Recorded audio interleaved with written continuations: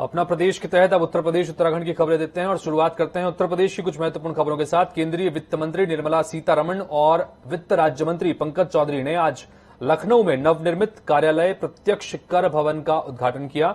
इस दौरान मुख्यमंत्री योगी आदित्यनाथ भी मौजूद रहे। इस दौरान वित्त मंत्री ने कहा कि प्रदेश की योगी आदित्यनाथ सरकार में काफी बदलाव आया है।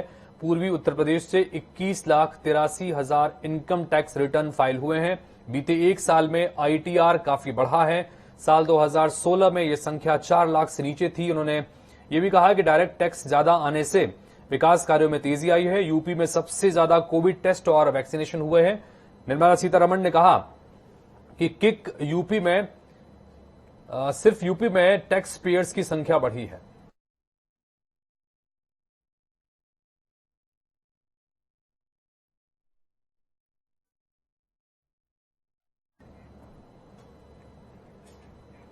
आज अयोध्या का राजकीय इंटर कॉलेज का मैदान शुक्रवार को ऐतिहासिक सामूहिक विवाह का गवाह बना।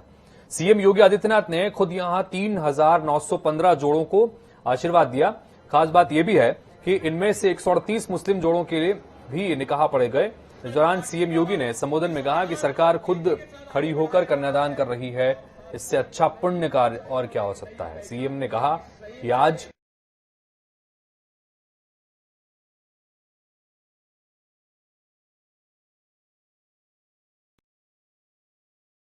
मैं एक बार फिर से आज वैवाहिक बंधन से जुड़ी हुई इन सभी कन्याओं को हृदय से प्रदेश सरकार की ओर से बधाई देता हूं, अपनी शुभकामनाएं देता हूं। विभाग को इस पूर्ण कार्यक्रम के साथ जुड़ने के लिए हृदय से धन्यवाद देते हुए यहां के जो जनप्रतिनिधि आए हैं, अयोध्या से, बाराबंकी से, सुल्तानपुर से, अंबेडकर नगर से, इन सभी को भी मैं हृदय से धन्यवाद और इनका अभिनंदन करता हूं कि इन सब ने इसमें रुचि लेकर के श्रमिकों की कन्याओं की शादी के कार्यक्रम में सहभागी बनकर के गरीबों के प्रति प्रधानमंत्री मोदी जी के उस आह्वान को, जो हम सबको सबका साथ, सबका विकास, सबके प्रयास और सबके विश्वास के प्रतीक के रूप में जोड़ता है। इस पूरे कार्यक्रम के लिए आप सबको हृदय से बधाई देते हुए मैं अपनी वाणी को देता हूं विराम। जय जय श्री राम। आज संविधान दिवस पर लखनऊ में मुख्यमंत्री कार्यालय लोक भवन के ऑडिटोरियम में कार्यक्रम आयोजित किए गए। इस कार्यक्रम में मुख्यमंत्री योगी आदित्यनाथ भी शामिल हुए। सीएम के साथ प्रदेश के दोनों डिप्टी सीएम और मंत्री ने राष्ट्रपति और प्रधानमंत्री के संबोधन को सुना। इसके बाद सीएम योगी आदित्यनाथ ने भी संविधान दिवस और अधिवक्ता कल्याणार्थ आयोजित कार्यक्रम को संबोधित किया। सीएम ने कहा कि ये सर्वविदित है कि 26 नवंबर 1949 को हमारे देश के संविधान को अंगीकृत, अधिनियमित और आत्मार्पित किया गया था। इस दौरान अलग अलग समितियों के प्रारूप को एक रूप देने के लिए एक शिल्पी के रूप में बाबा साहेब डॉक्टर भीमराव अंबेडकर जी को यह दायित्व दिया गया था। सीएम योगी ने सभी से संविधान के अधीन अपने दायित्वों को निभाने की अपील भी की। बाबा साहब भीमराव अंबेडकर को प्रारूप समिति के अध्यक्ष बनाने के बाद भारत का वर्तमान संविधान एक स्वरूप लेता है। और मैं तो मानता हूं कि जैसे हम अपने घर में अपने पवित्र धार्मिक ग्रंथों को रखते हैं, भारत के संविधान की उस मूल प्रति को भी हर भारतवासी को अपने घर में रख करके उसको उसी सम्मान के भाव के साथ आगे बढ़ना चाहिए। क्योंकि जब हम अपने धार्मिक ग्रंथ को रखते हैं, वह हमारी आस्था का प्रतीक होता है, वह हमारी व्यक्तिगत उपासना विधि का प्रतीक होता है, वह हमें एक अंतःकरण की ऊर्जा देता है। लेकिन हम सबको इस बारे में नहीं भूलना चाहिए कि हर भारतवासी का अपने स्वयं के धर्म के साथ साथ इस राष्ट्र का भी एक धर्म है। और उस राष्ट्र धर्म को जोड़ने की प्रेरणा जिस संविधान से हमें प्राप्त होती है, उस संविधान के प्रति भी उस सम्मान का भाव हर भारतीय का दायित्व बनना चाहिए।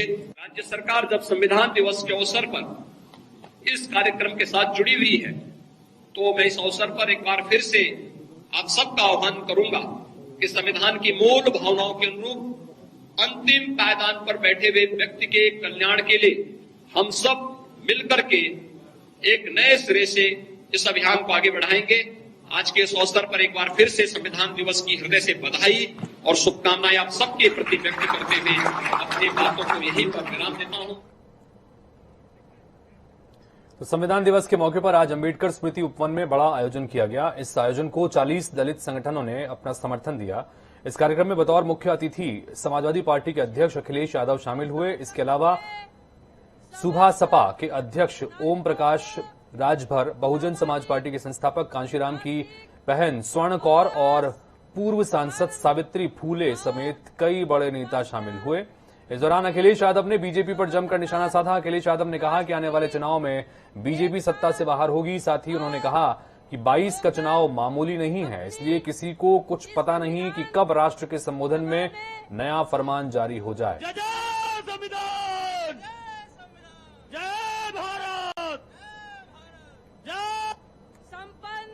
पर बधाई भी देता हूं आप सबको। संविधान दिवस की शुभकामनाएं, बधाई देता हूं मैं आपको। और साथ ही साथ बाबा भीमराव अम्बेडकर जी को भी याद करते हैं कि जिन्होंने हमें ऐसा संविधान दिया है जिसमें हम सबको बराबरी का हक मिलता है। दुनिया में ऐसा व्यक्ति कहीं नहीं मिला होगा जैसा हमारे भारत को, इस धरती को बाबा भीमराव अम्बेडकर जी को मिले हमें। जो लोग यहां से निकले हैं, यहीं से रास्ता बनाया दिल्ली की सरकार का। जिस समय में ओम प्रकाश राजभर जी के कार्यक्रम में मैं गया था, उस समय मैंने कहा था कि यहीं से दरवाजा खुला था भारतीय जनता पार्टी का, यहीं से सत्ता में पहुंचे हैं। इस बार उत्तर प्रदेश की जनता ने तय किया यहीं से दरवाजा बंद होगा और सत्ता से बाहर होंगे। ये चुनाव जो 22 का होने जा रहा है वो मामूली चुनाव नहीं है। ये कोई मामूली चुनाव नहीं है। हम आप सब बैठे हैं, कहीं अगर मैसेज आ जाए कि अभी राष्ट्र के नाम पे संदेश आएगा और उस संदेश में क्या आ जाएगा किसी को नहीं पता। एक बार राष्ट्र के नाम संदेश आया, रुपया खराब हो गया, रुपया का पता ही नहीं लगा रुपया कहां चला गया। अगली खबर बाराबंकी जिले से, जहां एक निजी कार्यक्रम में प्रगतिशील समाजवादी पार्टी के राष्ट्रीय अध्यक्ष शिवपाल सिंह यादव ने शिरकत की। इस दौरान शिवपाल यादव ने बीजेपी पर निशाना साधते हुए कहा कि यह देश अभी संविधान के अनुसार नहीं चल पा रहा है। इसके अलावा उन्होंने अखिलेश यादव की समाजवादी पार्टी के साथ गठबंधन या विलय को लेकर कहा कि वो अभी 1 हफ्ते और इंतजार करेंगे, जो भी फैसला होगा पता चल जाएगा। इंतजार कर लो और इंतजार कर लो, 1 हफ्ते इंतजार और कर लो, जो भी होना है 1 हफ्ते 10 दिन सब हो जाएगा। बता तो दिया है, बहुत मैं बोल चुका हूँ, उसी पे मैं अडिग हूँ। संविधान दिवस के मौके पर बसपा सुप्रीमो प्रेस वार्ता उन्होंने भी की और इस दौरान मायावती ने मौजूदा सरकार और समाजवादी पार्टी पर जमकर निशाना साधा। वहीं इस दौरान उन्होंने और क्या कुछ कहा, सुनिए। ये विदित है कि आज संविधान दिवस है और इस मौके पर मेरा ये कहना है कि भारतीय संविधान को बने अब वर्षों बीत चुके हैं, लेकिन भारतीय संविधान के मूल निर्माता परम पूज्य बाबा साहब डॉक्टर भीमराव अम्बेडकर ने भारतीय संविधान में देश के कमजोर एवं उपेक्षित वर्गों के लोगों को विशेषकर शिक्षा एवं सरकारी नौकरियों आदि में जो भी जरूरी सुविधाओं का प्रावधान किया है, तो इस लंबी अवधि में भी तो उसका पूरा लाभ इन वर्गों के लोगों को नहीं मिल पा रहा है, जिसको लेकर इन वर्गों के लोग वे हमारी पार्टी भी बहुत ज्यादा दुखी व चिंतित भी है। केंद्र व सभी राज्य सरकारें इस ओर जरूर ध्यान दें, बीएसपी की ये सलाह। इसके साथ ही यहाँ मैं ये भी कहना चाहती हूँ कि इन वर्गों के लोगों को खासकर सपा जैसी उन पार्टियों से भी जरूर सावधान रहना चाहिए जिसने SC व ST का आरक्षण संबंधी बिल संसद में फाड़ दिया था। तो आम आदमी पार्टी के उत्तर प्रदेश प्रभारी और राज्यसभा सदस्य संजय सिंह ने आज भारतीय जनता पार्टी पर तीखा हमला बोला। मौका आम आदमी पार्टी के 9वें स्थापना दिवस का था। मौके पर राजधानी स्थित प्रदेश कार्यालय में उन्होंने केक काटकर अपनी पार्टी का स्थापना दिवस मनाया। इस दौरान संजय सिंह ने कहा कि देश में अगर कोई जिन्नावादी पार्टी है तो वो भाजपा है। आखिर आजादी से पहले हिंदू महासभा और मुस्लिम लीग ने साझा सरकार क्यों बनाई? सावरकर ने, हिंदू महासभा और आरएसएस ने मोहम्मद अली जिन्ना की पार्टी मुस्लिम लीग के साथ मिलकर एक राज्य में नहीं, 3 राज्यों में सरकार बनाई। 3 राज्यों में। और कहां सरकार बनाई जरा सुन लेना। एक बंगाल में सरकार बनाई मुस्लिम लीग के साथ, जिसमें फजलुल हक चीफ मिनिस्टर थे और Shyama Prasad Mukherjee deputy chief minister थे। दूसरी सरकार बनाई सिंध प्रांत में, जो पाकिस्तान का हिस्सा है। वहां पर 3 मंत्री हिंदू महासभा और आरएसएस के थे और वहां पर मुस्लिम लीग का मुख्यमंत्री था GM हिदायतुल्ला। तीसरी सरकार बनाई नॉर्थ वेस्ट फ्रंटियर में, जहां औरंगजेब खान मुस्लिम लीग का वो मुख्यमंत्री था और उसके साथ वित्त मंत्री थे हिंदू महासभा और आरएसएस के मेहर चंद खन्ना। तो आरएसएस और हिंदू महासभा ने, श्यामा प्रसाद मुखर्जी और सावरकर ने मोहम्मद अली जिन्ना की मुस्लिम लीग के साथ सरकार क्यों बनाई? देश के गद्दार है ये लोग, इनसे पूछो। अब बात करेंगे प्रयागराज जिले की, जहां पर यूपी कांग्रेस प्रभारी प्रियंका गांधी उस पीड़ित परिवार से मिलने के लिए पहुंची हुई हैं जहां एक ही परिवार के 4 लोगों की हत्या कर दी गई थी और ये अब एक बड़ा मामला बन गया है। हालांकि पुलिस पर कार्रवाई की गई है, लेकिन सवाल प्रयागराज में कानून व्यवस्था का बना हुआ है, क्योंकि ये कोई पहला सामूहिक हत्याकांड नहीं है। सामूहिक हत्याकांड के सिलसिले लगातार सामने आ रहे हैं। फाफामऊ के गोहरी मोहनगंज में ये वारदात हुई, जहां एक ही परिवार के 4 लोगों की हत्या कर दी गई और अब उस पीड़ित परिवार से प्रियंका गांधी मिलने के लिए पहुंची हुई हैं। पीड़ित परिवार दलित परिवार है। न्याय दिलाने के लिए, न्याय का भरोसा दिलाने के लिए प्रियंका गांधी पहुंची। पहले क्यों नहीं रोका? जब 2019 में आके किया, इन्होंने प्रताड़ित किया, तंग किया, मारा पीटा। उसके बाद 2020 में, उसके बाद सितंबर में, तो रोका क्यों नहीं? यहाँ सुरक्षा क्यों नहीं दी? यहाँ पे जो आज चौकी लगाई है वो उस समय क्यों नहीं लगाई? देखिए, जहाँ जहाँ मैं जा रही हूँ मुझे स्पष्ट दिख रहा है कि दलितों के लिए न्याय नहीं है, न्याय नहीं है, किसानों के लिए न्याय नहीं है, महिलाओं के लिए न्याय नहीं है। न्याय सिर्फ उन लोगों के लिए है जिनकी सत्ता है, जो उनके साथ उठते बैठते हैं और जो उनके दोस्त हैं, जो बड़े बड़े उद्योगपति हैं, उनके लिए न्याय है। तो बांदा के पैलानी थाना क्षेत्र में 2 गुट आपस में भिड़ गए। इस दौरान गोली भी चली। 2 पक्षों की इस लड़ाई में एक 30 साल के युवक को गोली लग गई।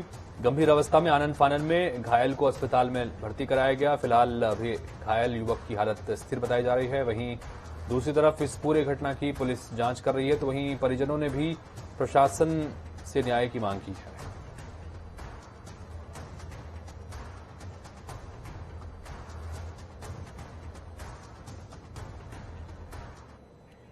उत्तराखंड के मुख्यमंत्री पुष्कर धामी ने भ्रष्टाचार पर कड़ा प्रहार करते हुए वन विभाग के कई अधिकारियों पर गाज गिराई है, जिसके तहत फॉरेस्ट डिपार्टमेंट के चीफ राजीव भरतरी को प्रमुख वन संरक्षक पद से हटा दिया गया है। तो वहीं कई अन्य अधिकारियों पर भी भ्रष्टाचार को लेकर कड़ी कार्रवाई की गई है। साथ ही फॉरेस्ट डिपार्टमेंट में आज ही 34 अधिकारियों के तबादले भी किए गए हैं। बता दें कि मुख्यमंत्री धामी ने साफ कहा है कि कॉर्बेट पार्क को लेकर लगातार लापरवाही और भ्रष्टाचार की शिकायतें मिली थी, जिसके बाद कड़ी कार्रवाई की गई है। देखिए, पिछले दिनों संज्ञान में आया था कि इस प्रकार की गतिविधि वहां पर हुई है ऑर्बिट रिजॉर्ट के अंतर्गत। उसके अंतर्गत जितने भी लोगों को हमने प्राथमिक जांच में उनसे संबंधित चीजें पाई गई, उन सभी के खिलाफ और उनको सभी को अपने अपने स्थानों से हमने डिस्प्लेस किया है और आगे हम जांच करवा रहे हैं। इसमें जो भी दोषी पाया जाएगा उसके खिलाफ कार्रवाई करेंगे। उत्तराखंड में चारों धाम के कपाट बंद होने और देव डोलियों के शीतकालीन गद्दी स्थल में विराजमान होने के बाद शीतकालीन यात्रा का भी विधिवत आगाज हो गया है। अब देश विदेश के भक्त शीतकालीन मंदिरों में आकर और अपने आराध्य के दर्शन कर सकते हैं। पंच केदार शीतकालीन गद्दी स्थल और ओमकारेश्वर मंदिर ऊखी मठ का विशेष महात्म्य है। मान्यता है कि जो भक्त किसी कारण के चलते केदारनाथ और मदमहेश्वर भगवान के दर्शन नहीं कर पाते हैं, वो ओमकारेश्वर मंदिर के दर्शन करने से पंच केदारों के दर्शन का लाभ अर्जित कर पाते हैं। ये जो स्थान है, इस स्थान पर महाराजा मानधाता जी ने तपस्या की। महाराजा मानधाता जी इक्ष्वाकु वंश में जन्म लिए राजा युनाश्व के पुत्र थे। भगवान शिव को प्राप्त करने के लिए, भगवान के ओमकार के दर्शन करने के लिए हजारों साल तक इस स्थान पर मानधाता राजा ने तप किया। तप के कारण भगवान शिव प्रकट हुए, ओमकार रूप में इस स्थान पर दर्शन दिया। भगवान शिव का जो ओमकार नाद है इस स्थान पर उद्गृत हुआ और ओमकारेश्वर मंदिर के साथ साथ में यह भगवान केदारनाथ जी और द्वितीय केदार मदमेश्वर जी पंच केदार की शीतकालीन गद्दी का स्थान है। तो इसी के साथ फिलहाल इस बुलेटिन में इतना है, लेकिन खबरों और अपडेट्स का सिलसिला आगे भी जनता टीवी पर लगातार जारी है। नमस्कार।